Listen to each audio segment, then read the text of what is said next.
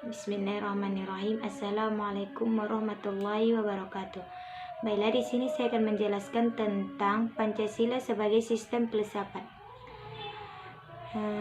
Secara etimologi, istilah filsafat berasal dari bahasa Yunani, philien yang artinya cinta, dan sophos yang artinya hikmah atau wisdom.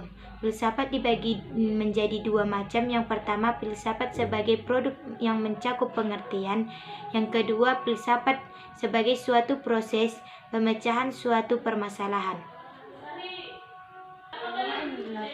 Cabang-cabang filsafat ada 6. Yang pertama, metafisika. Yang kedua, epistemologi. Ketiga, metodologi, logika, etika, dan estetika. Rumusan kesatuan Pancasila sebagai suatu sistem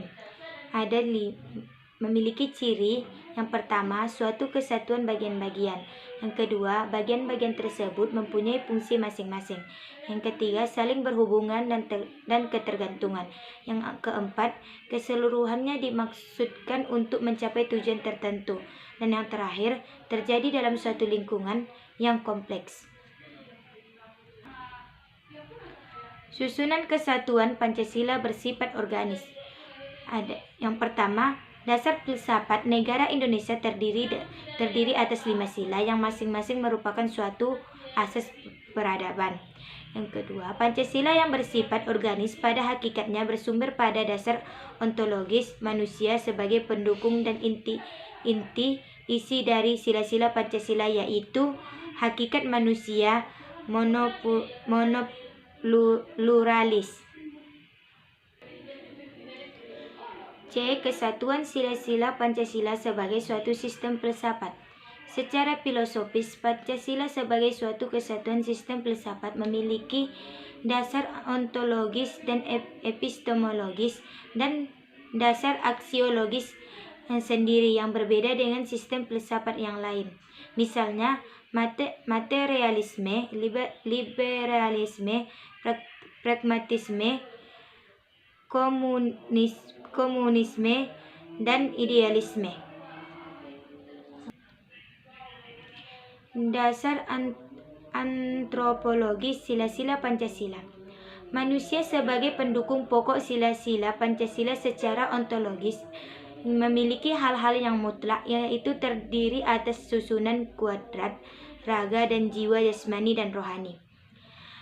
Karena kedudukan kodrat manusia sebagai makhluk pribadi dan sebagai makhluk Tuhan, maka sila pertama mendasari dan menjiwai keempat sila-sila yang lain. Dasar epistemologis sila-sila Pancasila. Sebagai suatu ideologi, maka Pancasila memiliki 3 unsur pokok, yaitu yang pertama logos, pathos, dan ethos. Dasar epistemologis Pancasila pada hakikatnya tidak dapat dipisahkan dengan dasar ontologisnya, maka dengan demikian mempunyai implikasi terhadap bangunan epistemologi. Dasar aksiologis sila-sila Pancasila. Sila-sila sebagai suatu sistem filsafat juga memiliki suatu kesatuan dasar aksiologinya, sehingga nilai-nilai yang terkandung dalam Pancasila pada hakikatnya juga merupakan suatu kesatuan. Pada hakikatnya, segala sesuatu itu bernilai hanya nilai macam apa yang ada serta bagaimana hubungan nilai tersebut dengan manusia. Ada pandangan dari para ahli tentang nilai, yaitu oleh Max Scheler dan Noto Nagoro. Nilai-nilai Pancasila sebagai suatu sistem. Substansi Pancasila dengan kelima silanya terdapat pada ketuhanan, kemanusiaan, persatuan, kerakyatan, dan keadilan merupakan suatu sistem nilai. D. Pancasila sebagai nilai dasar fundamental bagi bangsa dan negara Republik Indonesia. Dasar filosofis. Dasar pemikiran filosofis yang terkandung dalam setiap sila dijelaskan sebagai berikut.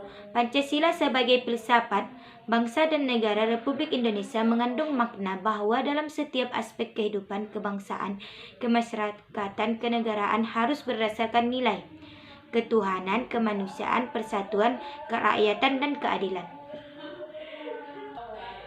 Nilai-nilai Pancasila sebagai nilai fundamental negara. Nilai-nilai Pancasila terkandung dalam pembukaan Undang-Undang Dasar 1945.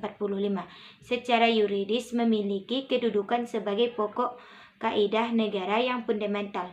Maka, yang terkandung dalamnya tidak lain adalah merupakan derivasi atau penjabaran dari nilai-nilai Pancasila.